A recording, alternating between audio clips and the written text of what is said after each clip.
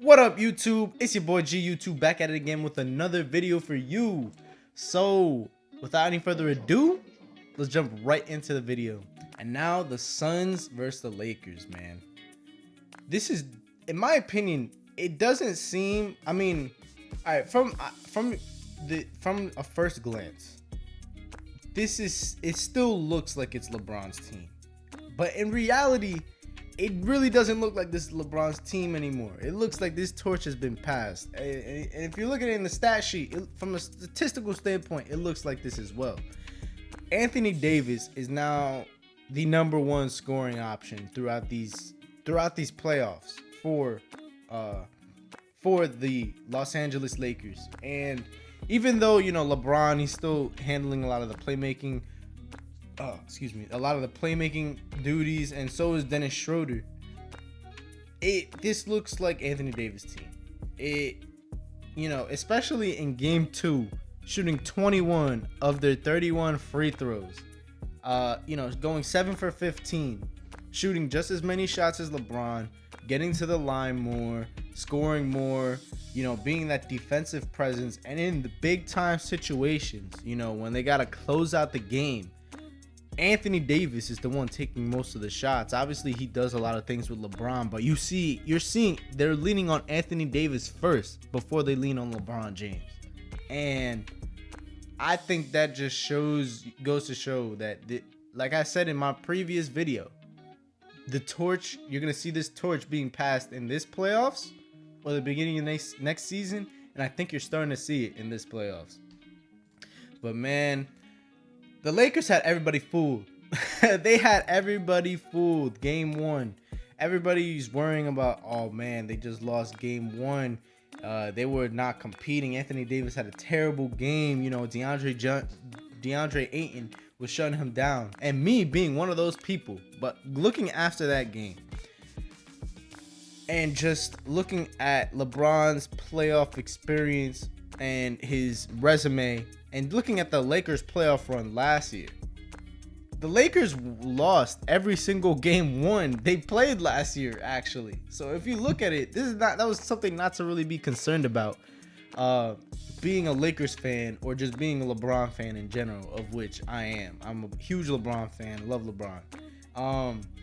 I think people overreacted a little bit to them just having a bad game in the playoffs, which happens. I mean, it doesn't happen often. It shouldn't happen often for superstars and stars of that caliber, but it just happened to be the first game of the playoffs, and a lot of people tend to overreact, me included. So they had everybody fooled, and now we're really seeing what they're capable of, like they showed us last playoffs. Because man, and I think also that what plays into a little bit is Chris Paul. Chris Paul, that man cannot stay healthy. This man, he's had like 4 or 5 injuries in all the playoffs that he's been. So my camera cut off, and in doing so and trying to fix the problem, I spilled my water. So I'm glad that was not on camera. All right, so anyway, let's get back to what we were talking about. We were talking about Chris Paul's injuries. So since 2015, we're not gonna even go before 2015, just 2015, Chris Paul has had 4 major injuries that have hampered him in the playoffs. In 2015, he had a hamstring injury. In 2016, he had a broken hand. In 2018, he had a hamstring injury, of which I say that is the most notable one, because we all know him playing with James Harden and pulling his hamstring. They were up, on the Golden State Warriors, and they could have been in the NBA Finals in 2018 had it not been for that hamstring injury, and he was out for pretty much the rest of the series. He tried to come back, but he really couldn't play through it.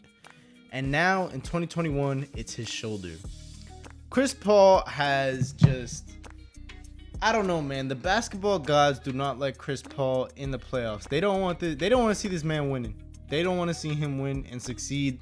And this injury is clearly hampering his ability to shoot the ball and just play overall. He only played like 23 minutes, only played like 27 minutes in game 2. Game 3 played 23 minutes. So if he's really the deciding factor in this series, if he can't, play upwards of 35-40 minutes a night, the Suns are not gonna win this series or even really have a shot in this series, because you can see right now the Lakers are just overpowering without him. At least they can go blow for blow with the Lakers with him on the floor, but without him on the floor consistently, they don't have a chance. They won't. Even though they can't stop DeAndre Ayton. DeAndre Ayton is a beast. He's shooting like 85% from the field this series, you know, getting like 11 rebounds and, you know, averaging 21 points. I think if they want to have a chance, they have to go to DeAndre Ayton more. He has to shoot like 25 shots a game instead of the 15, 16 that he's currently shooting. Especially at the clip that he's shooting at right now, he can afford to, you know, take some more shots. And I think that's kind of the key for right now, while they're, you know, still evaluating Chris Paul or being very, you know, careful with him. And in the meantime, he's got to step it up like that. And Devin Booker as well, he's also got to step it up. But I think overall their games have been better from the arrival of Chris Paul, and they are struggling without him. And I think that's more so Devin Booker than anything. And I think that's really what it comes down to. And it's unfortunate, but it is what it is. And with that being said, it is still going to be a difficult task to take down the Suns. They're not going to go down without a fight. Devin Booker and DeAndre Ayton and the rest of that squad, Mikal Bridges, they're not going to let that team go down without a fight.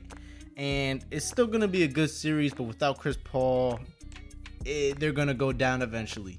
And the Lakers, you know, if they're able to get past the Suns, which I think they will in 5-6 games, they still got their work cut out for them, because the playoff path ahead for them is the hardest of actually any team, I think, in this current playoffs.